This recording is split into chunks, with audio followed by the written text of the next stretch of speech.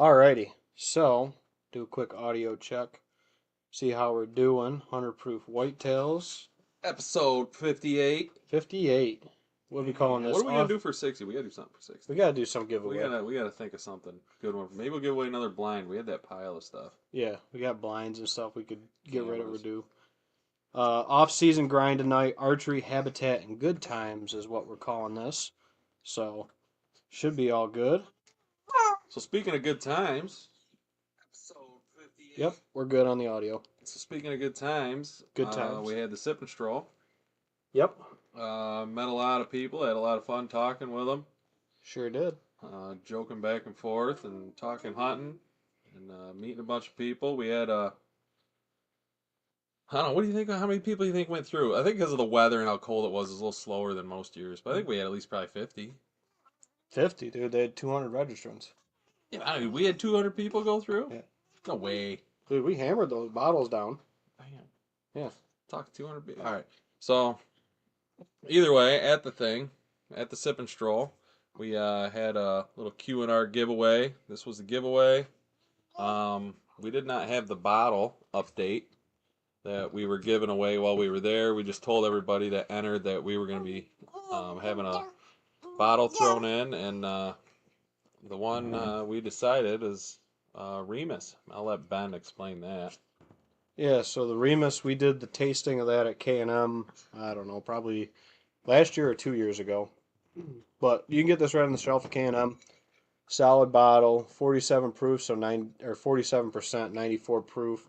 Pretty much the same that we were drinking at the Sip and Stroll. Around the 90. Yeah, we did Buffalo Trace, we did Jim Beam, and Elijah Craig. So 3 big and distilleries. Elijah Craig won it. Elijah Craig was minus the basement whiskey. Yeah, basement And whiskey. If you know, you know. Yep. And if you don't, whoever filled out the survey is also getting their own bottle of the basement whiskey. the basement whiskey. 100 proof blend. Yep. Unfiltered, uncut, Unfiltered. straight from the barrel. R-rated. Yep, R-rated. But then a bunch of other stuff. We got a deer poster. Yep, you waving everybody. We got Nora tonight with us on the show. Mommy's teaching class tonight. We got some swag from Widow Jane Distillery in Brooklyn, New York. 100 proof hat. Whitetail Properties koozies. Stickers. Yep, we got the 100 proof sticker. We actually sold 3-4 hats. Yeah, I think we finished. We only have one orange one left. We have one orange hat left, so Yep. maybe we'll throw that in the episode 60 giveaway or something. Yep. Unless someone wants it, let us know. Yeah. So we'll do the random name drawing. We can either do it now or we can do it later on the show. Either way. Hey, we just right off the rip. Right off the rip, gonna see who's Seeing gonna we're walk talking away with about it. it. We made the people wait 4 days anyways. Yep. So Whether they were worried or not about it. sure. So we're gonna do our. Well, actually, let's do the responses. Let's see what people were responding about the feedback. Yeah, and thank you to everybody who took the time to fill that out and chat with us. So a lot of people were first-time listeners. Mm-hmm. Or knew about us through Facebook. We had one person that listened on the podcast, but mostly first-time listeners, which, was cool. But we also had the people show up that were like, I remember these guys. These guys are the best. And we had people actually asking for the basement whiskey from last year. Yeah, the whiskey. Yeah. Oh, these are the whiskey guys. These are the whiskey guys. This is where we want to be. Yeah, so people were interested in doing the bottle lights, so we'll have to make a post about that. Try to keep us from a complete net loss on our. Try to sell a couple bottle lights maybe. And then people, it looks like, want another batch of hoodies possibly. Knit Hoodies cap. always sell though. Hoodies always sell, but I think we'll do pre-orders only. So we're not sitting on like 2XLs or 2 triple XLs or whatever at the end of it. But yeah, people's comments were, did you enjoy the tasting? A lot of yeses. So good! Exclamation points. Great. Perfect. Yes, definitely. Loved it. Fantastic. It was awesome. Enjoyed it so much. Thank you. And it was awesome. You guys were super personable. We didn't have a bad comment. And we even, I think, might have switched a couple people's thoughts on whiskey. People that were rum drinkers are like, oh, I kind of like that one. Or I kind of like this one. we did bring out some Buffalo Trace. Um, so that was something that we wanted to do. Which honestly, most of the people walking through it didn't even really. I didn't think it really caught their eye. No, I mean once in a while, but like Like even we had to like a lot of the people when I told them that Buffalo Trace is the whiskey that they drink on the show Yellowstone. They were like, "Oh, really?" yeah. Yeah, there's a couple that they drink on that one. Buffalo Traces gets a lot of the shout out with it, and it's like the buffalo walking in the beginning of the intro and stuff. Mm-hmm. It's like straight out of a Buffalo Trace commercial, pretty much. But yeah, so the folks that entered, we're gonna do our random wheel of names like we always do, and then Brian Howell, were you on 414 North today? Yes, I was. That was me. Let's go to evaluate a potential new listing that we got coming up just north of Clyde. So we'll see how that goes. But yeah, dude, it's hot right now. I showed 11 properties today. A couple of them were subdivision parcels, so you kind of walk from one to the other that have been surveyed out. But I think we found one that the guy's going to go on. Just waiting on a couple answers to questions, and that'll be good for that. But we'll get the random wheel of names going and see what we got here. Share the screen. Do what we do. Here we go. Random wheel of names. You guys should be able to see it on your screen. Oh yeah, right there. And ready? So we got all of our entries right here, and we have your contact information accordingly. And No, I can't see it. Karen Karen. Greenier. Sorry if I pronounced your name wrong, but we'll get a hold of you for your giveaway winner. And yeah, Yeah, yeah, congratulations. yeah. Thanks for Thanks for everybody stopping out. yeah, thanks for the support. Appreciate it. But yeah, it was a good time. We'll continue to do it. We'll be there for the sauerkraut, a kraut crawl, which I think they're going to be coming out shortly with the theme for that, for this coming up. So, also shout out to the town of Phelps. They got a big grant. We can talk about it now because the press release has been given out. So we have a grant for developing infrastructure, helping businesses in downtown Phelps. My wife was part of the grant writing process, and they got a $4.5 million grant from good old New York State I saw that. for helping develop downtown. Canandaigua got one, and Brockport got one for the other ones. So pretty pretty good that we got three of them given out in the entire state, and they all went to this Upper Finger Lakes region. Yeah. So really cool. We didn't get the big one. Canandaigua got the big one. Go figure. But we got a good little taste of it. I think they're going to use some of it for some of the businesses that need work, cost sharing some stuff with that. Mm-hmm. They talked about trying to figure out a better place for parking. That's always been brought up because that's the one thing we challenge with in Phelps is parking. Yeah. But yeah, and we'll see. We'll see where it goes. But anyway, so winter off-season projects that we're doing. You said you got out the other day and found a bunch of deer beds, right? Yeah, I got out. Did a walk around. Did a little I guess TSI. Working on some of my off-season projects that I got in mind. The extension of the boulevard, the the buck bed, trying to improve some of that, trying to bring some more of them over and stuff. So you Yeah, did work on the boulevard extension. yeah. Needs a Gotcha. little more work. I got it probably about a quarter of the way. Knocked down some trees to try and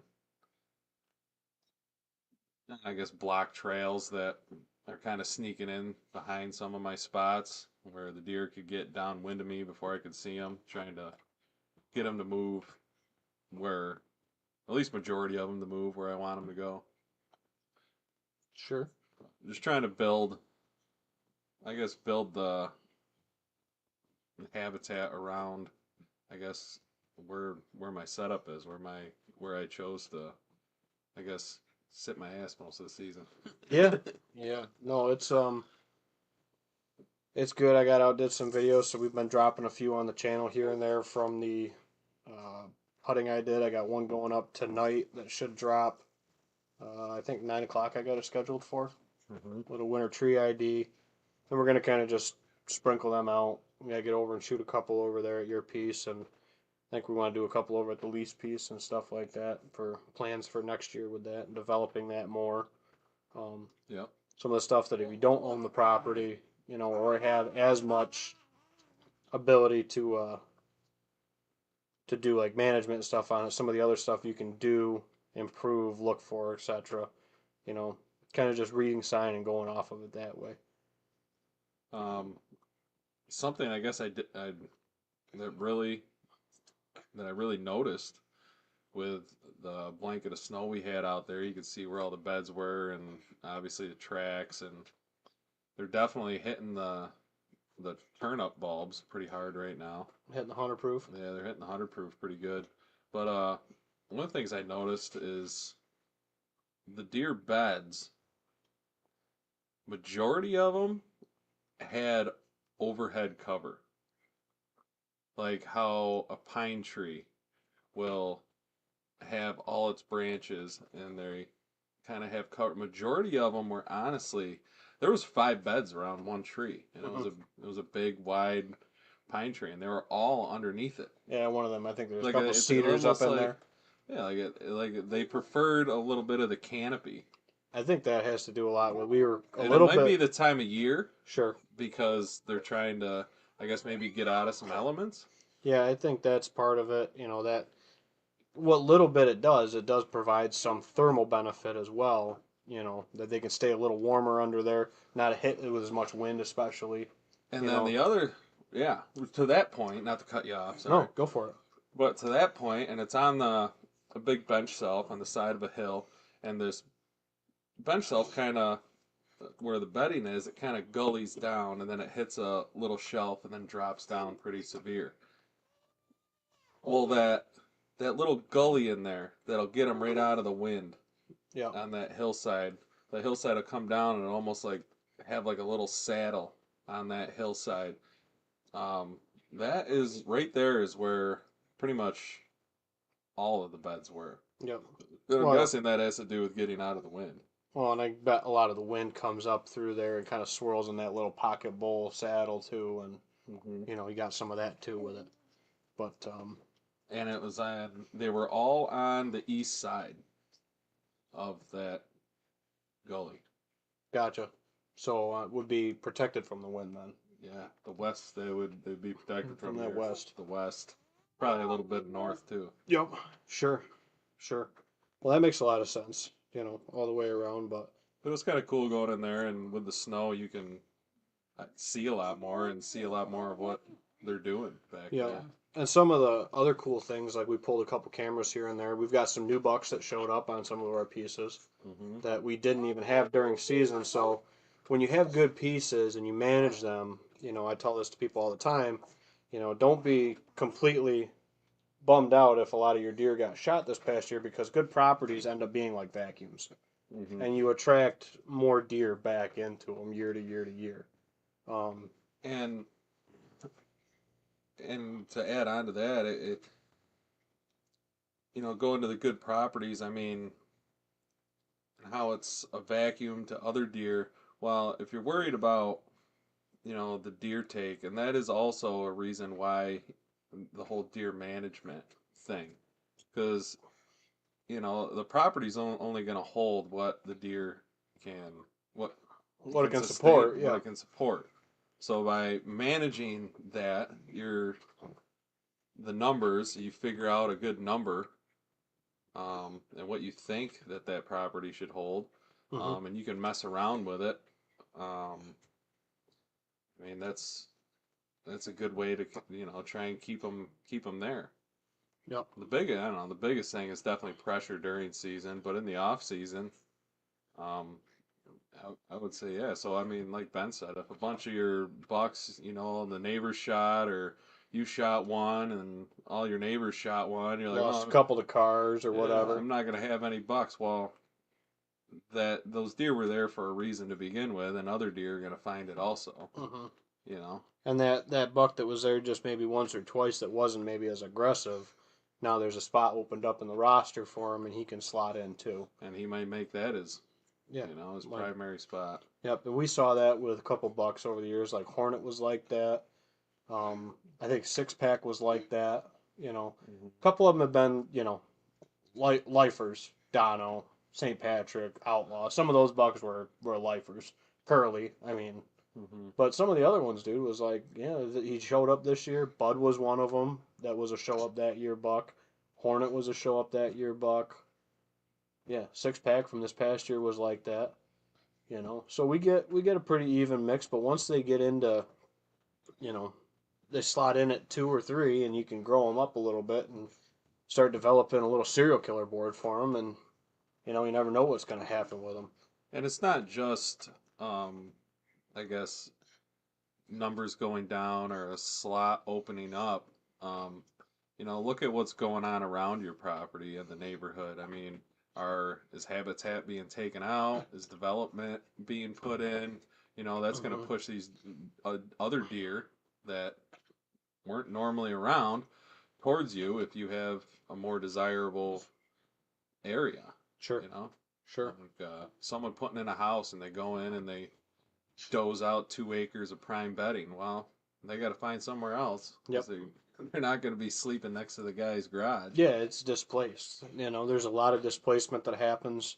And also, you get somebody else that moves into the neighborhood and starts doing a little bit more management. If you have a good unpressured food plot program, you can make your game the best game in town very easily.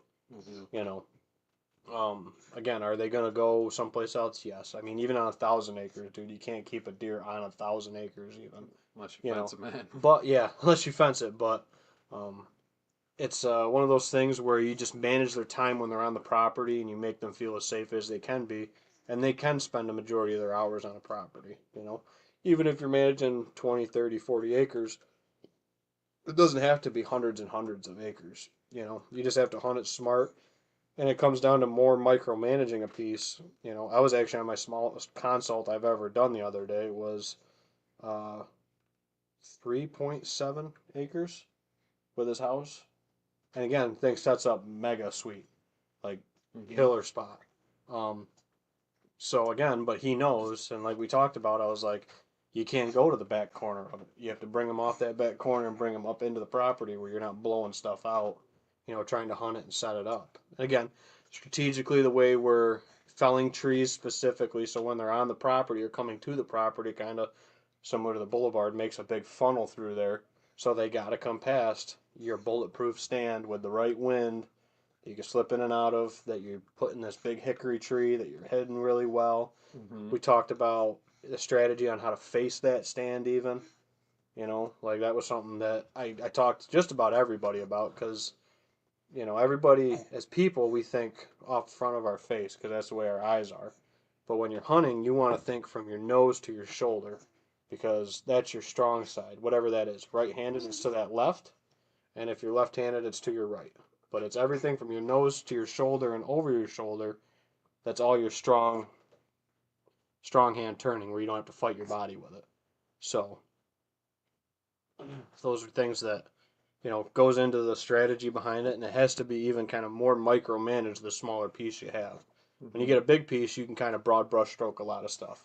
And by doing those habitat improvements and keeping the pressure off and making them feel safe, you're trying to create an area or an atmosphere where that deer feels comfortable coming out during hunting hours.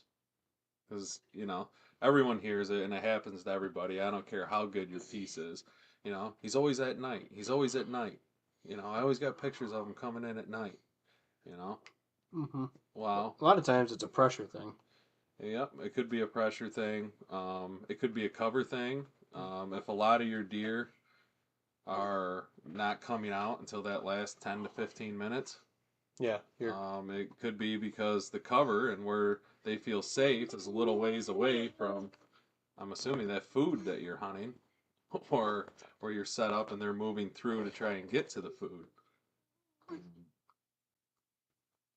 But Because it all boils down on how that's, related with, like you said, the cover and the food. So, like, if your food is like on the edge, sometimes, that might not be the best setup for it because then they got to come from a neighboring piece. So you're not even hunting deer that are living on yours.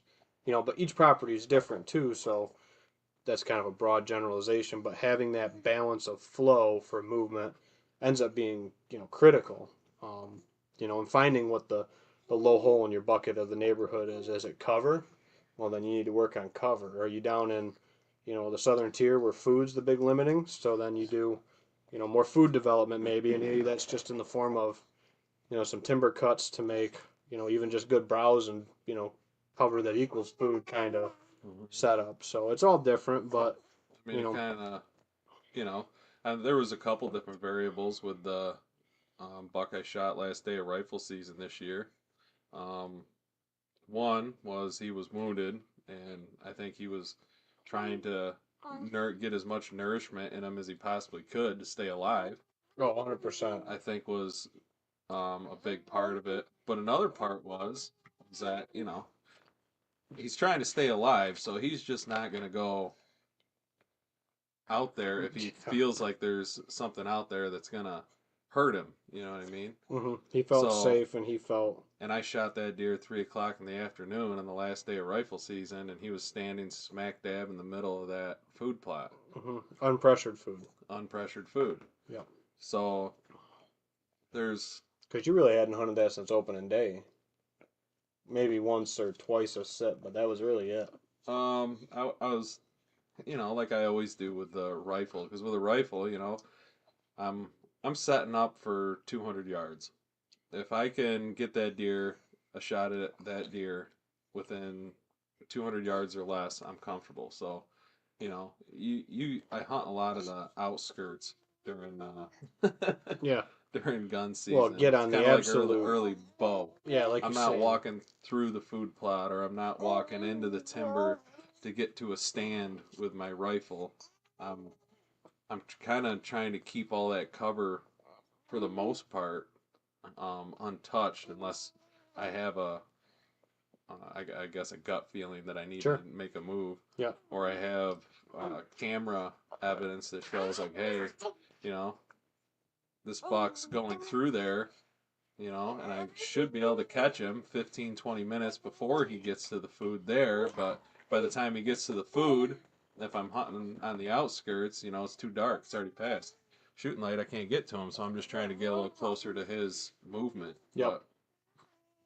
Yeah, it all comes back, like you said, time management with it and just figuring out what that is. But the more you can hunt fringes and keep them where you know, they don't know they're being hunted or have a very low kind of feeling of pressure and impact, the better you're going to be, successful. And the more chances you're going to have that they're going to screw up on that piece. And that little bit of fringe pressure when they do feel it from a neighboring piece or they get bumped out of a piece, they get to your place and then they go, oh, this is pretty good digs. I'm not getting bothered over here. So, yeah, you agree? Good. That's all that matters. Bo says we missed a pretty good Harrisburg show. Yep, missed it. Yeah, didn't Didn't make it. No, didn't make it. Too busy doing other things, pulling the daughter around on the sled, doing habitat work. Yeah, You know, we did some sledding Sunday morning with Owie. getting some properties sold. He loves So getting dragged behind the four wheeler. yeah, Yeah. oh good, good. Bo says you guys are so lucky you can get out in the woods. We just keep getting more and more hungry. Sorry, she's asking for more food. We just keep getting more snow every single day. It was supposed to be getting 10 inches this weekend. Not good. Yep. I think we're supposed to get 5-6 inches. It's snowing pretty good right now. Yeah, we're gonna get a couple inches tonight, and then a couple days, kind of maybe some rain tomorrow. I think they're calling for at some point, maybe. But then it blows out, and then we have another system coming in Saturday, Sunday. So we'll see if I go show ground on Saturday. I'm waiting for that guy to confirm with me for showing Saturday, and then Sunday I might be cutting habitat work for a client. So We'll see. We'll see how the weather goes. If we get the 10 inches both calling for, I don't think either one of them things is going to happen necessarily, but Yeah, you don't want to be out there doing that in that weather. yeah, well, I can handle a little bit of like an inch or two over the course of a The day wind, is fine. though, Yeah, windy is where wind is it rough. gets sketchy. That's where it gets sketchy too, cutting trees in the wind. Mm-hmm. Or walking ground. I don't like to be walking in the woods in the wintertime when it's windy. Um, you're okay. A lot to say. She's got a lot to say tonight. We're gonna have the cut screens from the video edit going to her. Yeah? That was the funny thing. So we have the clips from last episode, but when we brought people's comments up, like it would think that their face was a person and it would clip in and out. Oh, really? So there's a couple of them we got to tweak them a little bit Yeah. from that clip generator. So, but yeah, we have a whole bunch of more. Yep, you're telling me more. Yum, yum, yum, yum, yum. Yeah, teach your kids sign language. They said it'll be fun. They said, well, she's not screaming as much. She does more hand signals, but it's still the same idea. Mm-hmm. But yep. But Sharon, yeah, you're your good, Sharon. birthdays. Yeah, she's pretty good at sharing. I don't think Nate wants your Cheeto. No maple Cheeto. Yeah.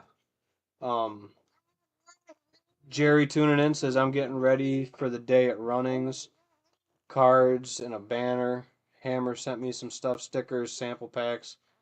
Waiting to hear from Barnes. I should have samples from them also. Gotcha. Yeah. He's so if you guys have a chance to swing down to Runnings March 15th, Yep. we're gonna be there with the Northeast Big Buck Club, and sounds like Jerry is very knowledgeable with ammunition. As far as I know, I think pretty much all sorts of reloading and whatnot. But Yep. mainly what I've talked to him about is rifle rounds. He's very knowledgeable about Hammer, the brand Hammer, and Barnes. Um, Obviously the fully copper stuff. He's a big fan of. He'd be come on down and pick his brain and chat with us and maybe get your deer scored, or even just come down with your kids so they can check out all the deer heads and. Yeah, we'll have. I'm debating. I don't know if I'm gonna bring Jeff or not, but we'll definitely have our little card table set up like we did last time. Yeah, You know, good. we might have. We might pull some folks in and not do live a show, but might record some small little snippet episodes to put on the podcast. If they're Hunt stories and stuff. if they're up for that. Yep. Yep. So, but yeah, that should be a good time. Again, that's March 15th, Canandaigua. I think it starts at 9 a.m. to like 2 or 3. Yeah, I was just gonna look at the north scoring. But yeah, I think last year they scored probably 30 heads. Yeah, we're 30 or 40 a year, really. Arrow slinging, grass slinging Caleb. That's where we met him. Yep. Him and his wife. Yep. So, and yeah, and anybody at that point, anybody that killed a deer during the season will have past the drying date. Yeah. Even if it was killed during the late muzzleloader season. The 60-day. Yep. So. Yeah, I'm thinking I'm gonna bring my bull buck if I get it back from the taxidermist in time. We'll see. Yeah, I think so. I'm gonna bring a deer down to get scored. Yeah. I don't think my my rifle buck is gonna make it this year, but well, I don't know. I think he's gonna be close. We haven't stretched a tape to him yet, have we? Or did I stretch a tape to him? I think we did. I think he was a few inches under the 120 or 120. Is it 120 or 125? 120 for typical. Yeah, I think he was just under that. Yeah. So 100 for bow, 120 for shotgun, pistol, or rifle. And then 110 is muzzleloader? I think so. I think muzzleloader is 110. Yeah. Trying to see when the date the times is, but I think think Sam, if you show up, 10 a.m. to between 10 a.m. and 1 10 p.m. to 3, yeah. I think it's 3. We'll be there. I think it's 3 is when we're done. Yeah, we start packing up around then. Yeah. So. But if we got a line of people, I'm sure everyone will hang out. Yep. Do what they got to do. So But yeah, bring Caleb down. Well, bring yeah. the girls. Yeah, bring the girls. I gotta meet up with them. Bring Owie over. Play Connor, Rachel, Lane. Chew it.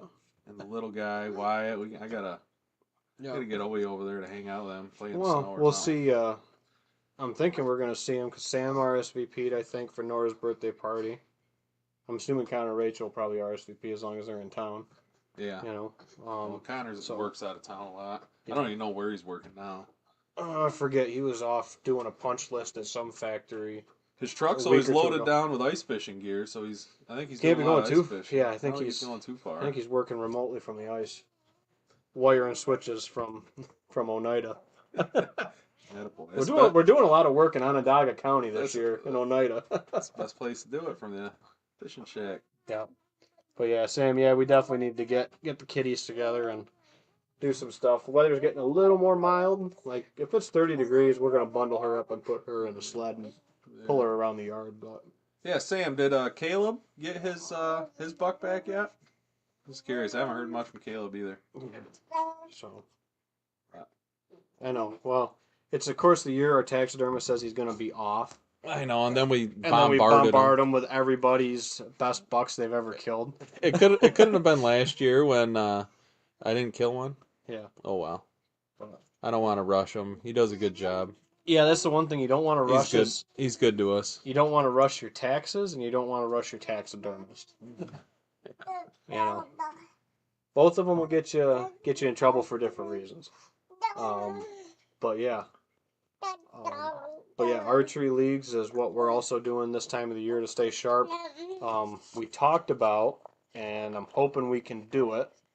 So we'll probably put some more information up about it if it's going to move forward with it. But what were you calling it, Nate? What's that? So I like the name. Oh, the shoot? Yeah. Frozen Knuckle. Frozen Knuckle. See if we can talk. Frozen Knuckle, or 100 proof Frozen Knuckle 3D shoot. Yep. See if we look at Sam. She says I already got the spot picked out for Caleb's buck. Oh, awesome! Look at that. Caleb's a lucky man. He's got a wife that's all about it. Well, we got. Wow, we all are really. Yeah, we all have supportive wives. You know, mine are all in the basement, but that's just so they're in one spot. It's better in the basement though, because this is like the hangout for you and your buddies, and I mean, that's who you really want to talk to them about. Sure. So, and then they're not just buried in the red den living room, and mine are gonna get buried here soon because we're gonna repaint the living room, I believe. But well, the nice thing too about the basement is you don't have to worry about any sun bleaching. You know, that's the other reason why they're not in certain rooms upstairs is you'd be amazed on how quickly. Yeah, Ben's basement windows look like downtown Rochester. They got bars and boards over them, and the bars are to keep Nora in, but yeah, bars are to keep Nora in, and then we got a little bit of cardboard there for the little bit. This one here by the bar is for glare, for like in the summertime when we're shooting. But the one over there with the deer heads, specifically, is because the back of 8Ball's neck is like white. Like there must have been just the right amount of light coming through over the trees at some point of the day he's got like a spot on the back of his neck about the size of a softball. It's like all bleached out. So that's why those windows are all covered up now. But anyway. Tuttle. Yeah, Derek's tuning in.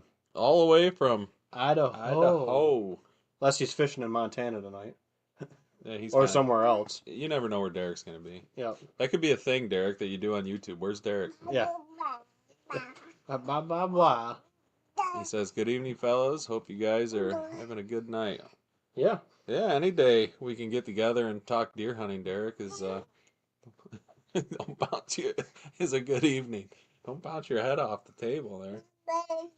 Yeah, don't bounce. Nope, wouldn't be no good. But yeah.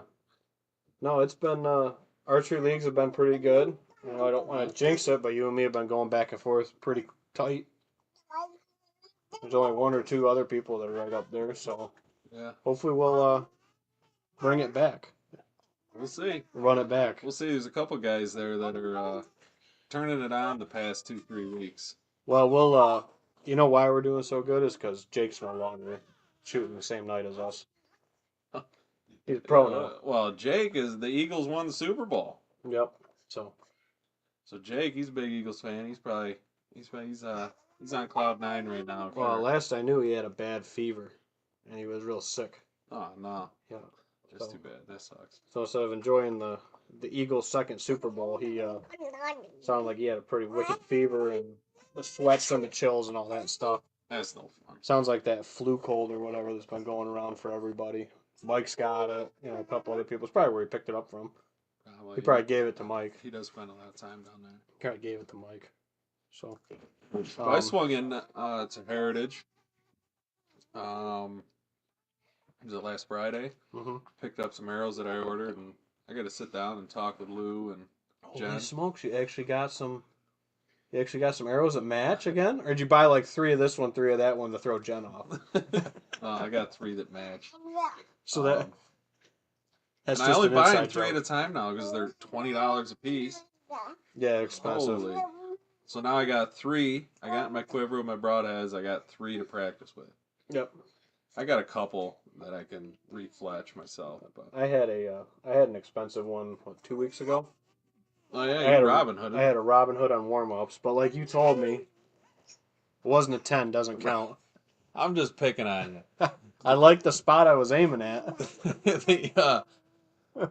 A Robin Hood's a Robin Hood, but Well, that was back to from, center punch the bullseye and then Robin Hood that's impressive. that's the Robin Hood. Yeah, But that's no, the true Robin Hood. I was trying to figure out my arrow drop with my pin, and I backed up to the yardage and I shot, and I was like, I can ruin it from over here. yeah, I was like Wow. 2 inches low on it, and I'm like, huh. So I put it right in the center of the circle again and squeezed it off, and I was like, ooh.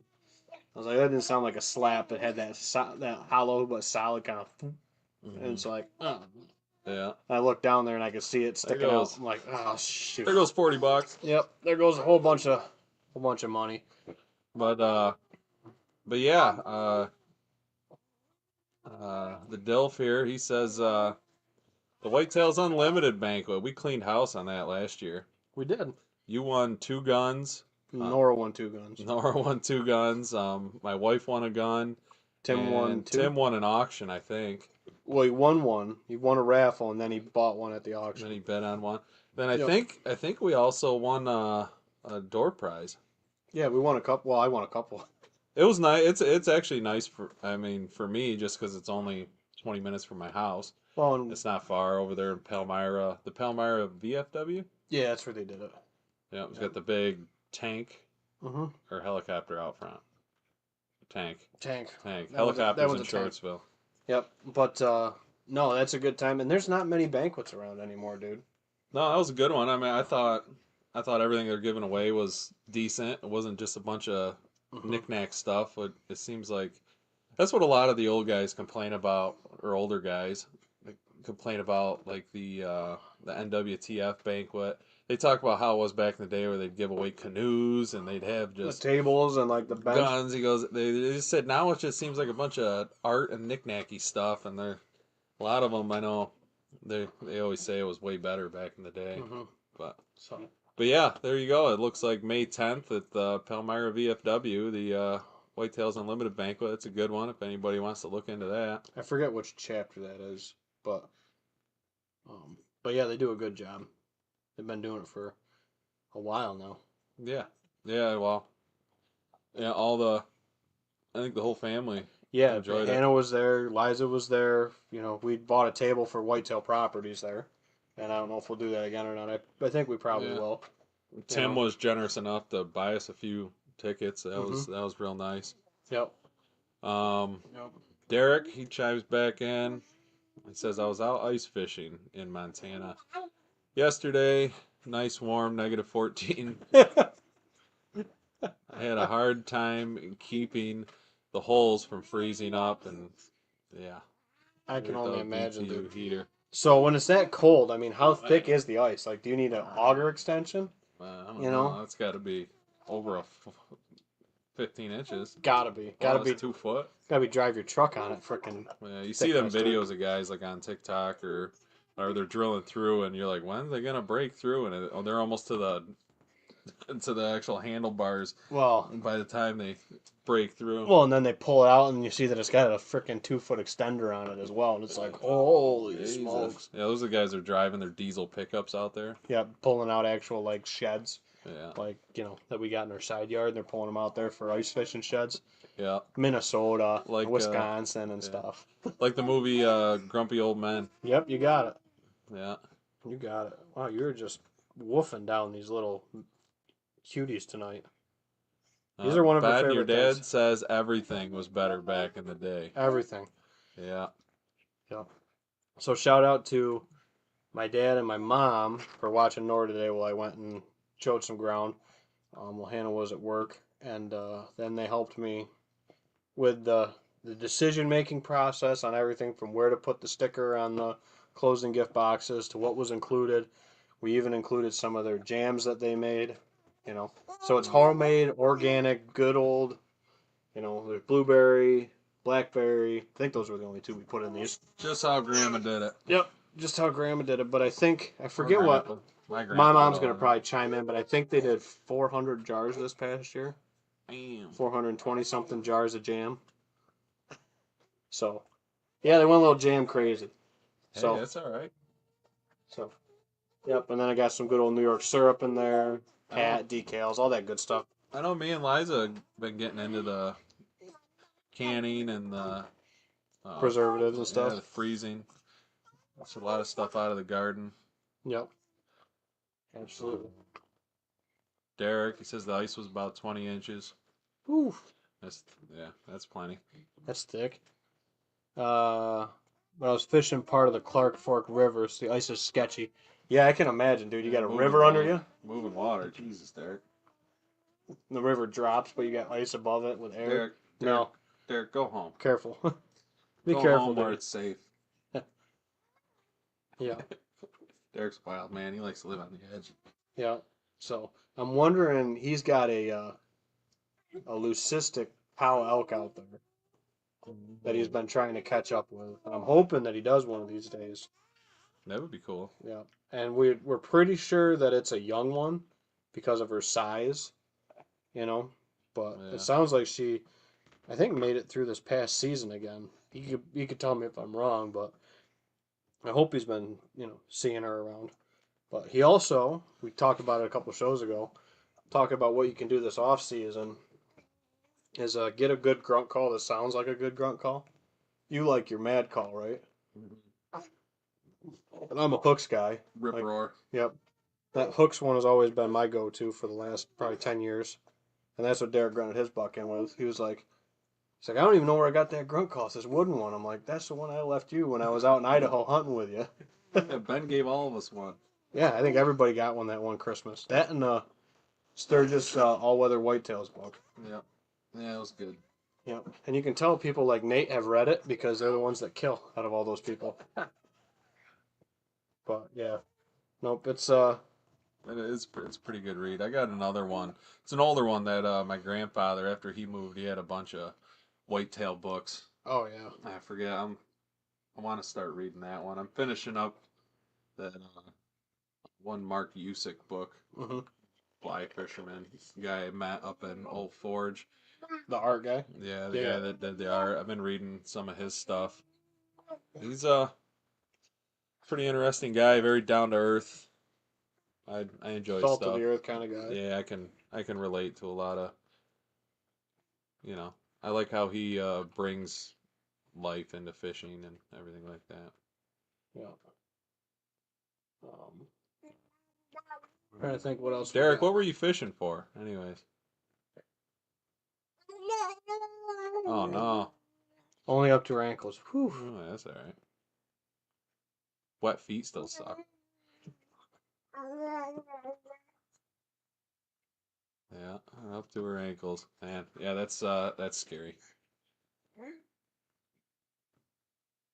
You always get like that movement, and you hear those long through the ice, and you're like, Yeah.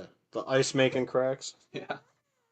Yeah, that's always sketchy. So, yep, we got. So let's talk a little bit about frost seeding. I've had I mean, we're getting pretty close to that.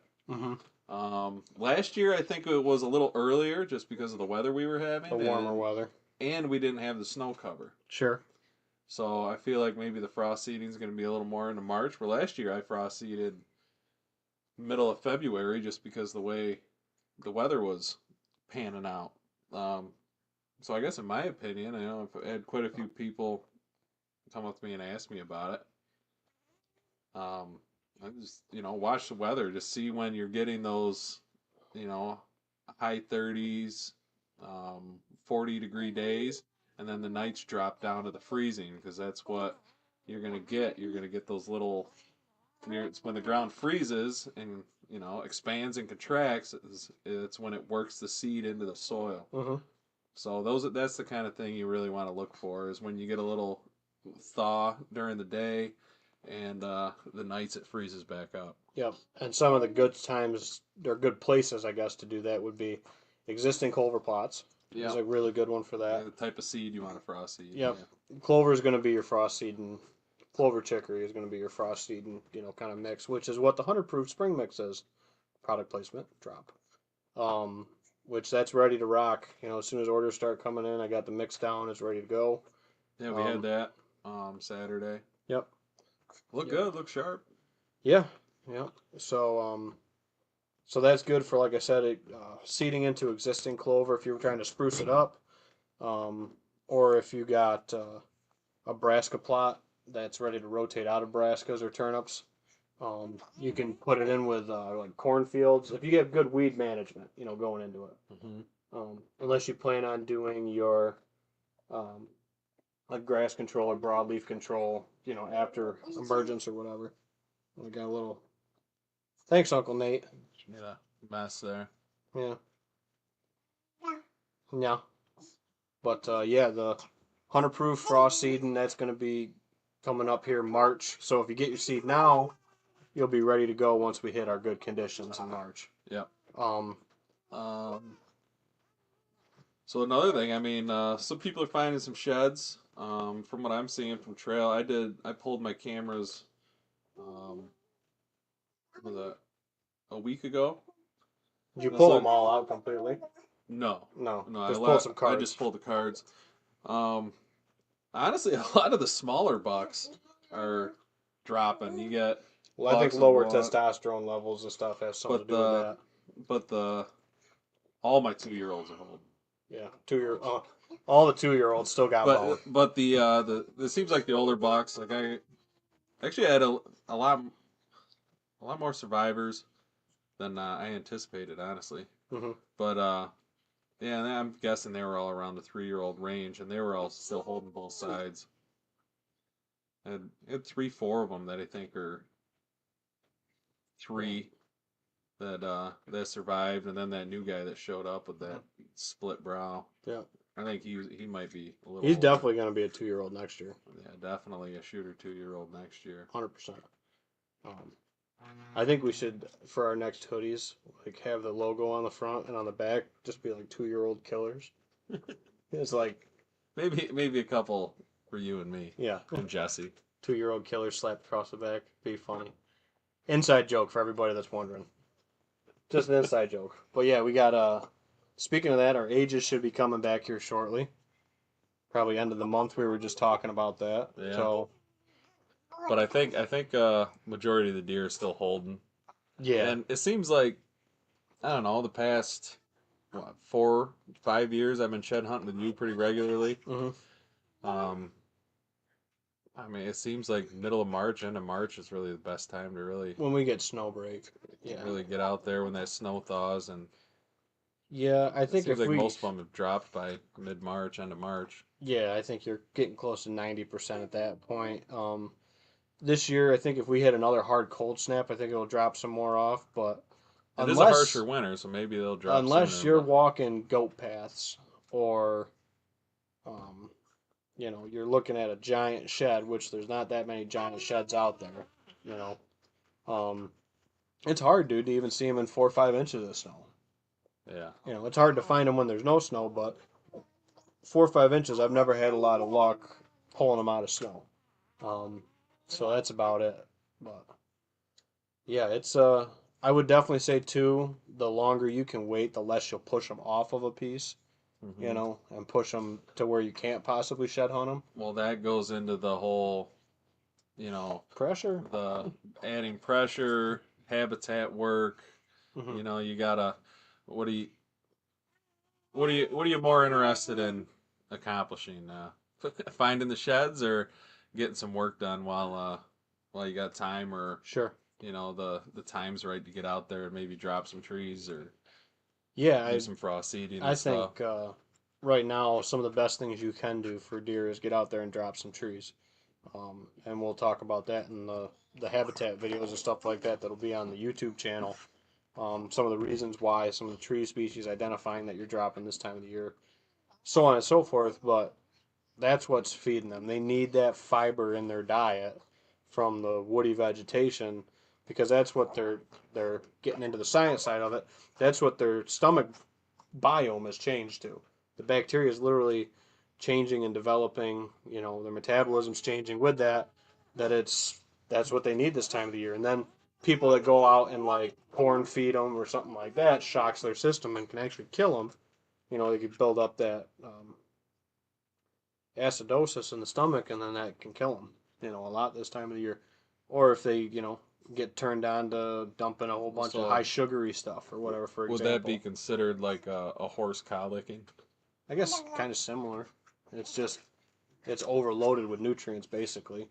Um, I guess some of the ways around that is you can feed like a higher protein feed rather than that if it's legal, obviously. But again, dumping a whole bunch to their system is still not good for them, unless you had in a place where it was legal, You're like gonna a give them a diabetic attack. and kill them. Literally, dude, they'll eat themselves right to death. You'll have a bunch of blind deer. Yeah, they'll all be dead. Um, but There, yeah, if it's part of the normal, like if you have standing corn right now, for example, or something like that, um, that's not going to kill them having standing corn because their stomachs have always had that in their diet. So their Mhm. biome hasn't changed as drastically as it typically would have tapered off. It still kind of had that ability to balance. So I was looking at a client piece the other day, and the corn's pretty smoked, turnips are pretty smoked. So I told him, I said, we probably should get out there and start dropping some trees because your food plots are struggling at this point to keep up with the deer that we're attracting to this piece. Mhm. So that's something you got to look at too. Um, but Derek has a good question. We touched on it a little bit ago. Derek says he found a little spike days ago. Walking the hatchery, he said he would have thought that the smaller bucks would hold their antlers longer than the larger antler ones. Is there a reason for this? Ben touched on it about a minute ago about testosterone levels. There's lower testosterone in the younger deer. I guess naturally you would think that gravity and weight would kind of Sure. take over. Mm-hmm. I guess there is a little bit of that, but it also depends on your area. I mean, if you have standing corn around you, I mean, Lower stress. there's lower stress, and the deer are still getting a lot of nutrients, which are gonna, you know, Keep them healthier. keep them healthier, keep the antlers on longer. Weather, but when it comes to the smaller antlers, I think deer are like people. Everyone's different in a little different way. Yeah. Some deer might naturally just hold antlers longer Yeah. than others for whatever reason. Might be a genetic thing. Um, I think it's more the stress derivative and obviously testosterone, body condition. If they're wore down, have an injury, yes. And that's where, I differ with a lot of folks with the holiday season, or we both do actually. We differ with a lot of people's opinion that we shouldn't have it. I do like the option for it. I just think our gun season's too long. I would like to see like archery mixed into the gun season or something like that. I would like I gun like the season to holiday, shorten up but I like the and muzzleloader get extended. yeah extension of muzzleloader or primitive weapon, whatever you want to call it. And bow muzzleloader. I think that would it. People are saying that you're killing all these extra bucks, and I'm sure Bo, if he's listening, he's going to comment on this. You don't get an opinion. You don't get to hunt yet. But no, I think that the percentage of bucks that are harvested in the late muzzleloader season or even the general muzzleloader season that are shed bucks is so small, dude. I can't say it's none because obviously it's possible, but that deer is severely stressed or injured to be shedding that early. Typically, you don't see that because of the photo period, the length of daylight, and the testosterone levels dropping. You shouldn't be seeing that on your property. That deer are dropping before the end of season. Unless that deer has something extremely wrong with them. But if it's most of the deer in your area are shedding out in that late muzzleloader season, you need to work on your habitat or fill some holes in your bucket, dude. Yeah. So, so I guess at the other end of it, there's also a minor case of deer that don't shed their velvet and they don't shed antlers. And usually that has to do with a genital injury. Usually their nut sack.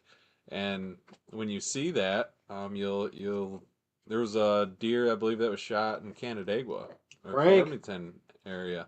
Derek will love this. Uh, Frank Smith shot him, who was one of our professors in college.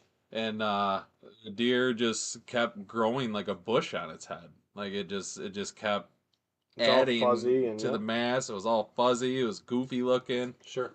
And I have a guy at work that tells me he's got a deer that he's been watching for, I don't know, 3-4 years, something like that. And he always comes and gives me updates on this deer. He says the deer's body is huge. He says it dwarfs all the. He says there's mature does in there, and his back is 6 inches above theirs. Like he's just huge. But all he has is these like little baseball fuzzy knobs on his head with two little spikes that come out of it, and it's always the same thing every year. So I talked to him. I said, well, see if next time he's at the feeder, if you can get a rear end shot of him to see if he's got his stuff or not. If he's got a lot of times, if you don't have that, you're not I've producing heard the of testosterone that I've you heard need of to it actually. being caught on a fence and injured or something like that. We all see the pictures on Facebook of the nuts hanging off the barbed wire fence, right? Yeah. Well, that's just the guy that shot the buck. That's where he leaves him for you Usually, as a ha-ha. I experienced that. The neighbor left a nut sack hanging in a tree for me one year. Yeah. That was a nice one. And then the other one that you see that in is like undescending testicles. So they never descended and they never developed. Yeah. I've heard of that where people go to field dress their antlered deer, and then they find that the balls never descended and they never developed that testosterone with it. Mason Jekon chimes in and says, I've always had better luck in the late muzzleloader season with buck activity. Yeah, you can get into that second rut period. Well, there's a second rut, and then if he has good food and low pressure, that's where they're going to want to go and hang out, where they can just bed to food. Or we talk about that vacuum effect. If there's an open game plan, the end of gun season drives that push a lot of deer out. I think, push a lot of deer in for muzzleloader season for some folks too. If you get a lot of that late gun season pressure, so that's a big piece of it. And you're getting back into that almost early. It's like early bow, but you have better visibility. So the deer are still going bed to food, and they're doing that, but you have all that foliage, you have the crops, if you're hunting fields, you have all that where you can't see as far, where in late muzzleloader, the crops are off. The deer are kind of pretty much past the rut. They're not moving as much around, and they're going back to that bed and food. You can pattern them deer a lot easier. Kind of like what you can do in early bow, but it makes it easier just because all that foliage is off, all the crops, and that extra cover that you have in early bow season is gone. It makes those deer a lot more visible also. Yep. Yeah, it's deer that you might not have seen moving through the thicket coming at you before, or, stuff too, like you said. Bunch of stuff. Bunch of factors roll into it, but yeah. No, it's good. And then Mason. I love muzzleloader season. And Mason had a good I like hunting in the snow. Oh, period. I do love hunting in the Something snow. about white-tailed deer in the snow really spikes my endorphins. Yeah. It gets me going. It gets me going. It gets me excited. Yeah. But Mason had a topic he wanted to talk about. We'll probably shoot a video and talk about it more. But managing your property for more waterfowl. Was one of the things he said he'd like to see videos on. So we're going to be doing some things to our property specifically this year that will be attracting waterfowl. So we'll be doing more videos on that specifically anyway. So that worked in really good for a nice topic that people want to talk about. Let her run. We're almost at the end here. Yeah, I think Let her run. Put her down. We're wrapping things up. Well, she's probably getting tired. It's getting to the point where we usually wind her down and she gets really, really excited before bed. But yeah, we got everything covered tonight. So congratulations again to, I'm gonna forget your name, so I'm gonna pull it up. Heron Greenier, who is our winner of our giveaway from the Valentine's Day Sip and Stroll. I feel like Greenier? Yeah. I don't know. Karen. I don't know if it's Karen or Karen. I don't know how it's pronounced. So I forget my own name half the time. But congratulations. Yep. We'll be reaching out to you, and we either see if we can meet up with you, or just we'll get your address and mail it all to you, however you would prefer it. Yeah, when Penelope won that one time, we met up with her. I think we met up with her to like a tasting or something like that. But that, and we have had people that wanted to come down to the bar for like tasting and stuff. So we'll see if those folks reach out to us. If you're tuning in, I gave you a card, so you can contact us or shoot us a message on the page, and because they were talking about whiskeys they wanted to try, and I'd be happy to let them try it before they buy it. So we'll hit Mason's comment, and then we'll sign out with the outro video. Mason said that'd be great. This off season, I plan on trying to plant some rice or millet, etc. Just trying to figure out when and what for birds and for our area bird boxes, etc. Yeah, it depends on the property, so we'll look at some of the factors for that, timings, etc. We're not doing any water control features or anything to that high level of it, but we'll talk about some of the ways that we're improving it for wildlife and overall different ecotones, areas of ecosystems where they come together, and how we're managing that for more wildlife in general. But just over an hour, that's where we like to be with these. Keep them easy going for folks. If you did like the show, we'll give you that plug to check us out on anywhere that you listen to your podcast, Apple, Google, iHeart. If you can't find us on the platform you listen to your podcasts on, let us know so we can figure out why we're not on there. Also, YouTube, we're putting out more videos now, more content. The shorts should be dropping on the Facebook page intermittently. We got to sort through a few tonight, get them scheduled, and follow along on our Facebook and all of our other socials. And hopefully we'll be posting some non-live videos of us out in the field doing stuff. Yep. We just gotta get together and shoot a couple up. So, thank you all so much for the support, tuning in and everything, helping us get to 58 episodes with the new name. I don't even know what it is with total names, but thank you all so much for the support and everything.